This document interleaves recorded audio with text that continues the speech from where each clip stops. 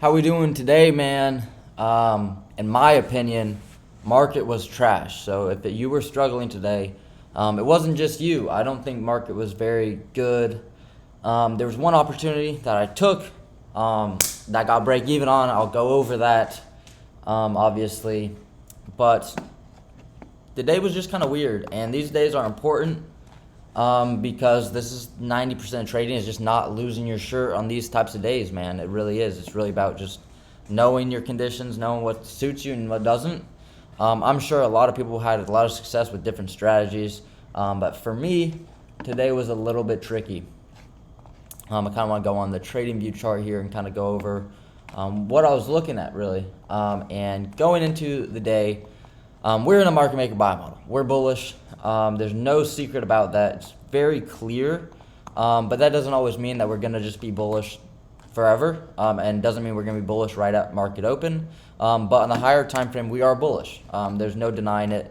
We can see this 4-hour gap holding. We had an SMT here as well. We have displacement back up. Another 4-hour gap got traded to holding. This order block's holding. Very, very bullish, very clear, bullish structure, bullish patterns. And we gapped up overnight. We had a big daily opening gap. I say big, it's only like 36 points, but you can notice it on your chart. And overnight session, we turn on this indicator here.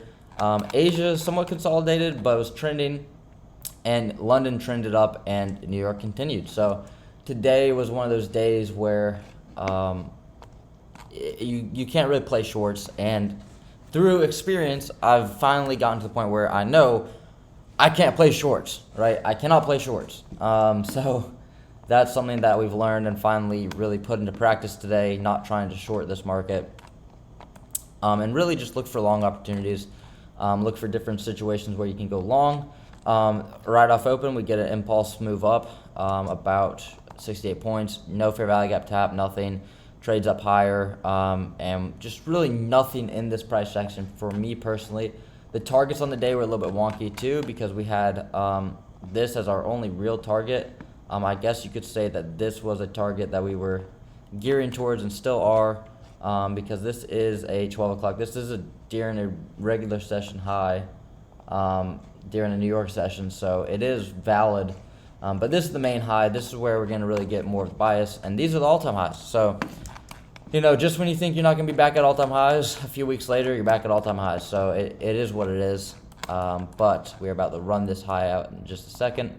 I tweeted out, I'm not going to go on Twitter because last time I did, the video took forever to process the guidelines checks. I don't know why.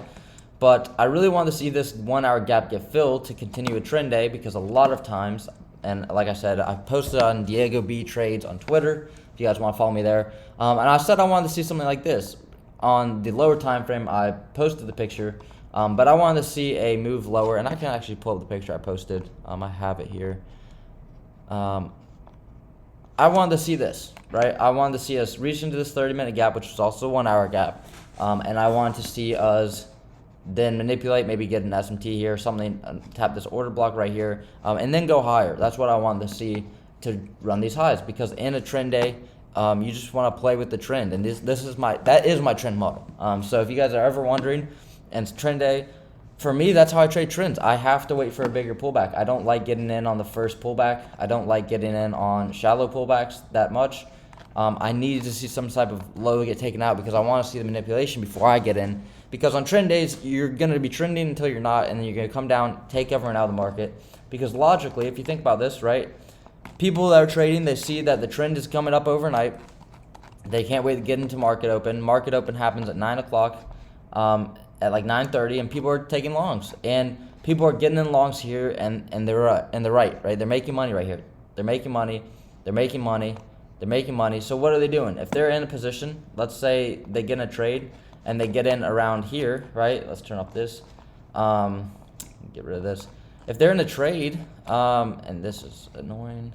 If they're in a trade and they buy at market open, because think about it, some people don't just day trade. Some people just swing trade during the day. They don't just scalp. They get in the trade, it goes up, it comes down, it goes up again. So they trail their stop to here, this low right here, because market went up, came down, bull flag. Market comes down again, they trail their stop. they're still winning, right? The market's still allowing them to win. Boom, comes up, they trail their stop. Notice how the best setup, even though I don't think that was really that good today, comes after we stop out the people that are following their longs, right? We come up, we come in, put a high, put a low in, break the high, put a high in, trail stop at the low. That's how people trade, right? That's how it works, right? That's how the markets move, in a sense. That's why stop hunt's work. I don't think that there's a master algo. I just think that's how people are programmed to trade, and the market does it day in, day out. That's why I can sit here and have confidence in these types of ideas like stop hunts. So then the market comes up, makes a high, no real down close candles, comes in, puts a low, makes a new high right here, so you're going to trail your stop here, comes in, puts a low, makes a new high right here, so you're going to just trail your stop. No new high gets put in, no new high. You think, okay, maybe we can reverse here, and then I'm going to trail my stop, but it doesn't reverse, and it would stop these people out in profits, or anyone that enters on the bull flag is getting stopped out. So that's what you have to wait for. It's very simple in these days, and I need to just keep reminding myself, don't short, right? Every single short didn't work. There wasn't any real good short. Like if you look at the market, I don't know where you would have found a short with inversions. Again, I'm not speaking for everyone's strategy. This is my journal from how I trade. There was no shorts, so it didn't even allow you to really burn yourself. I mean, you could have chased momentum here trying to catch shorts, but again, what do you know when the market's trending? You're going to lose on shorts. And even if you do win, it's probably just to take out a low.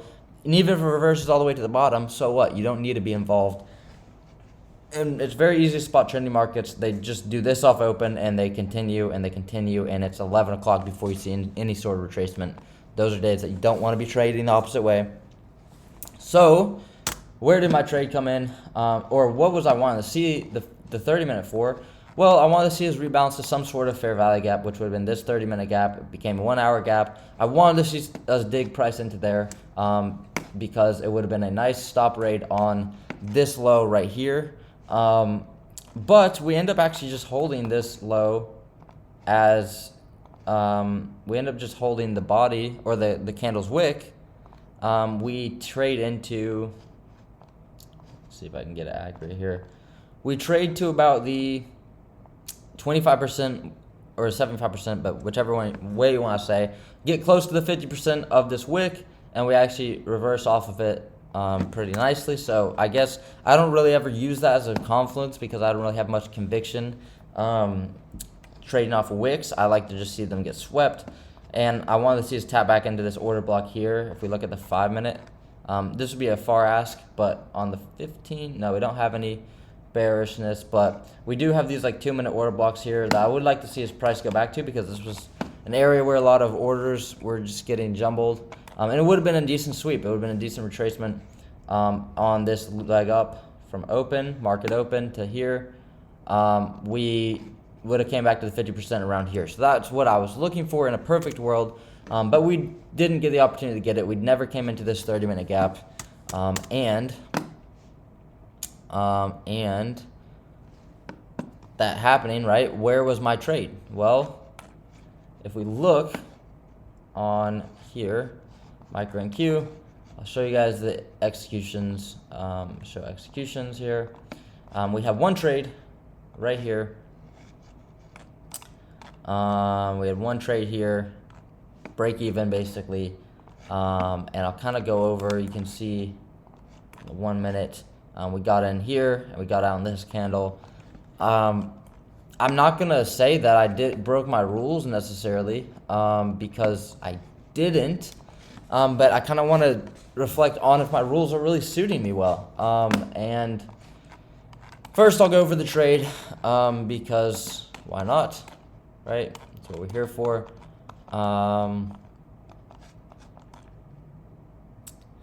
This was the main reason.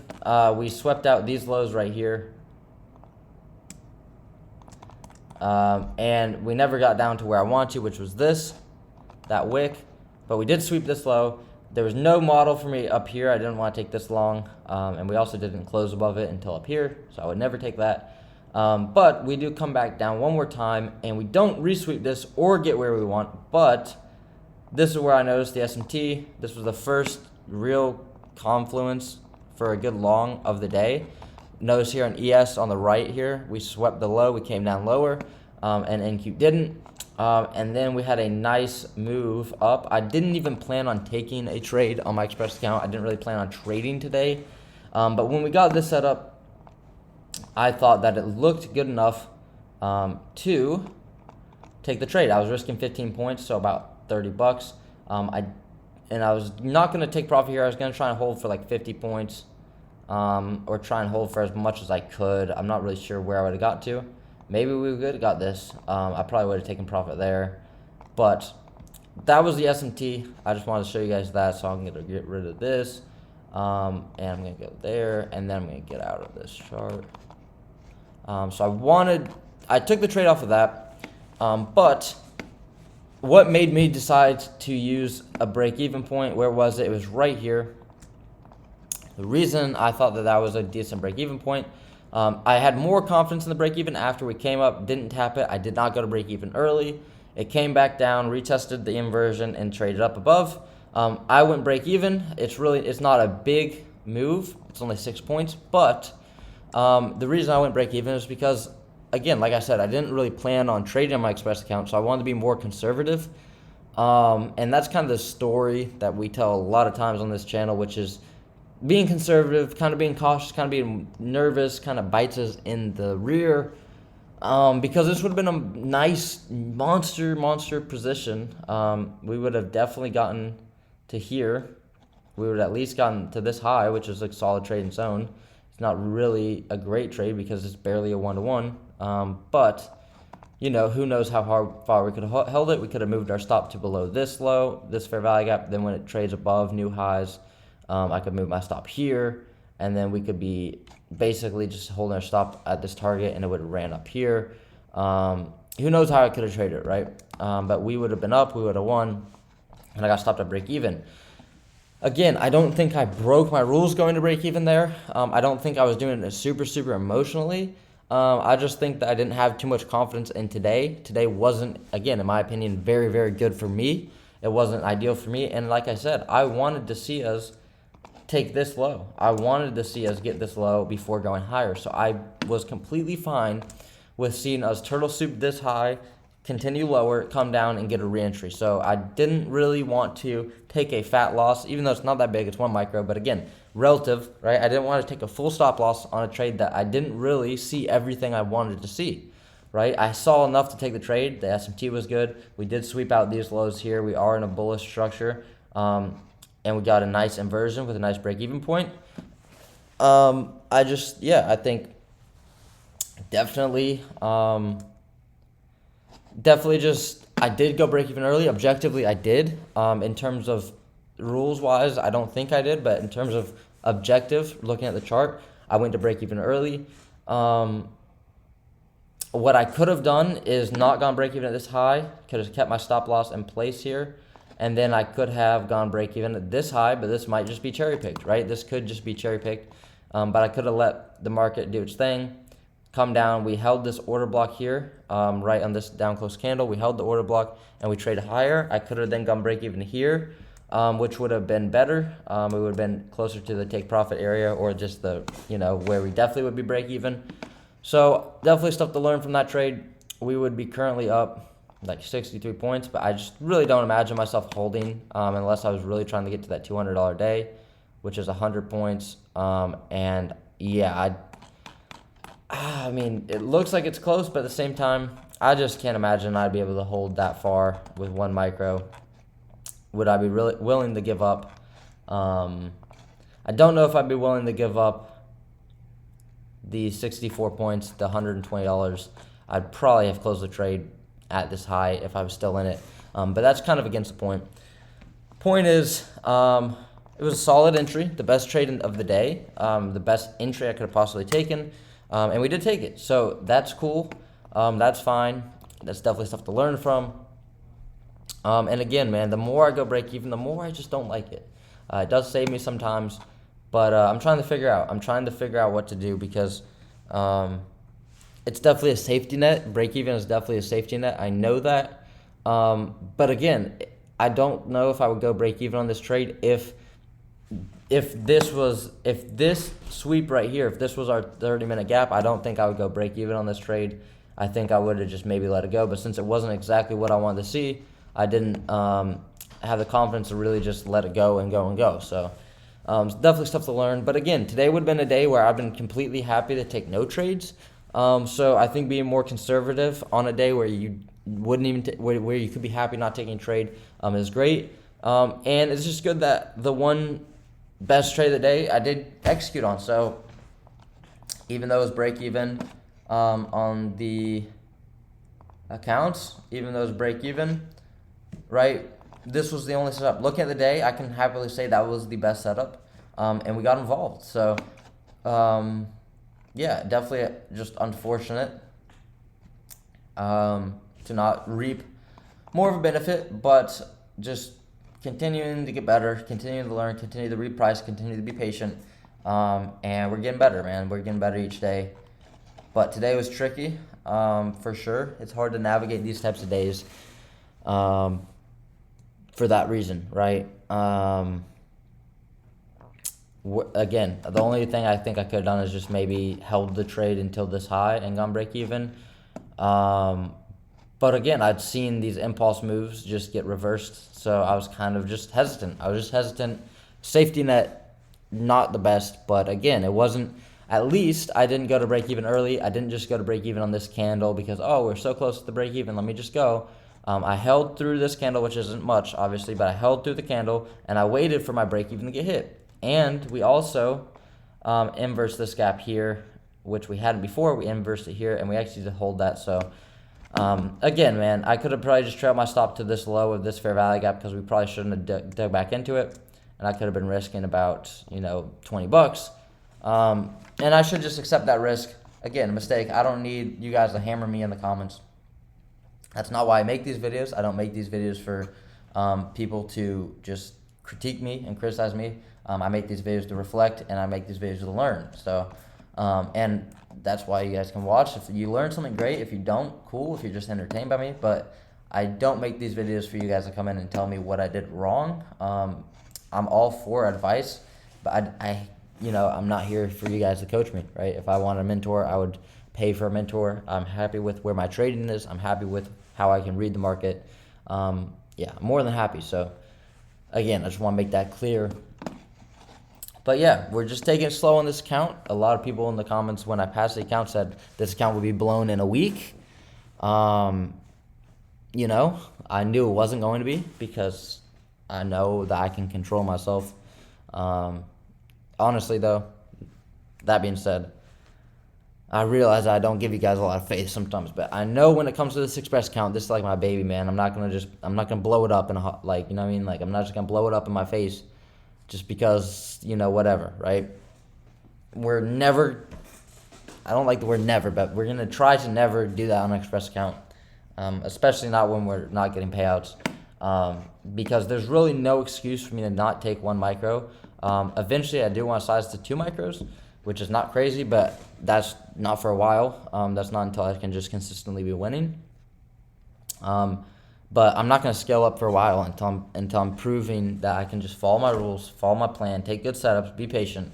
And that's what we've done in this account so far. I think we've been pretty patient. We've taken one bad trade on this account. That was a little bit ago. But besides that, I think we've taken pretty good solid setups. Sticking to just 1 to 2 trades a day. I don't really want to see this number ever go over 3. This day here, we just took one bad trade and then one great trade. Could have been bigger. And this day here, I can't really remember the trade, but I just know it was pretty cool.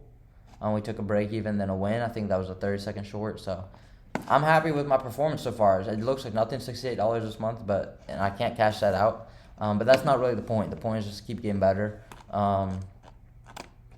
And it will add up. It will stack up. It will multiply in the future. It's just a process, right? Just because you see someone online making $1 million in a month, or $100,000, or $10,000, or even $1,000, like whatever it is, the dollar amount doesn't matter. It has nothing to do with trading. Again, like I said yesterday, trading isn't about money. Trading has nothing to do with money. Trading has everything to do with self-discipline. That's literally all it is. And if you're good at self-discipline, you make a lot of money. So that's like the cool part. Notice, I just want to point this out because this is something I noticed here just now. This fair value gap, which broke this high right here on the uptrend, this thing held very bullish and continued, right? That's how you know that we're in a very strong uptrend, is that when you break a high, this fair value gap or low, it should hold. It should be respected if it's really trending in that direction, and this did. So that is interesting to see, or nice to see. I do not think that there's anything else today to look at. I think when this high gets taken, we need a lot of structure. And I'm interested to see tomorrow. Trump speaks tomorrow, so I'm kind of worried the trade before that, if I'm being completely honest. I really don't know if I'm trying to get involved before Trump speaks. I think that could get dangerous. But where's the new week gap this week? I don't think we have one. But let me know what you guys are going to do about that, because I know we have unemployment claims at 8:30, so that will bring volatility. But I have no idea what Trump's going to say, so he could cook us all. But I'm excited. I think tomorrow will be a good trading day. I think we'll have a good opportunity to trade, right? I think that the market will be volatile. I think it'll be better than the last 2 days. It's not too hard to be better than the last 2 days. The last 2 days have been pretty mid. But yeah, that's all I got for you guys. Real Madrid played today at 3. They need a win. I hope they win by a lot. It should be a fun game. Excited to watch them play. And if you guys live in Florida, not where I'm currently at, but Florida has been snowing. Where my sister lives, where my cousins live, it's been snowing. Where some of my friends go to school, it's been snowing. That's really crazy. I don't think it's snowed in Florida in 40 plus years. That's just amazing. I wish I could see it. I wish I was in the area that was, but I'm not. But yeah, that's really cool. If you live in Florida, go outside, you see the snow. If you live in like the west, northwest of Florida, it's been snowing, which is crazy. It's actually crazy. But that's all I have for you guys today. Yeah, definitely not the worst day, definitely not the best day. But that's trading, man. It's slow, it's boring, it's absolutely boring. Every day just doesn't drag by. The days don't drag by, but the progress does. The progress is like this. Like, you're just like creeping up on top of each other. This is the progress. You're laying bricks at a time. You're not making big jumps, right? You're not just ooh, right? You're just little steps. And sometimes you fall down and then you take a little step, right? That's trading, and it's frustrating and it's boring, but it's supposed to be boring. It's supposed to be frustrating. It's supposed to be a long process. You're not gonna make a doctor's salary in 1 year, right? I saw someone the other day say that they're profitable after 6 months. Buddy, you don't even have enough time trading to even be profitable, because you need at least 6 months of profitability to even consider yourself profitable. But that's a whole different story. But yeah, man, just be happy for what you got. Be grateful and do something fun today. Don't spend all day on the charts, man. You don't need to be all day on the charts. After I make these videos, man, I get off the charts. I step away. I come back later in the day. I journal my trades. I journal the chart, see what happened. But that's it, man.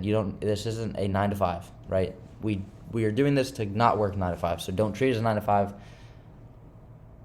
Just do the right thing. Become more disciplined, and you'll be fine. I'm really excited for tomorrow. I'll see you guys.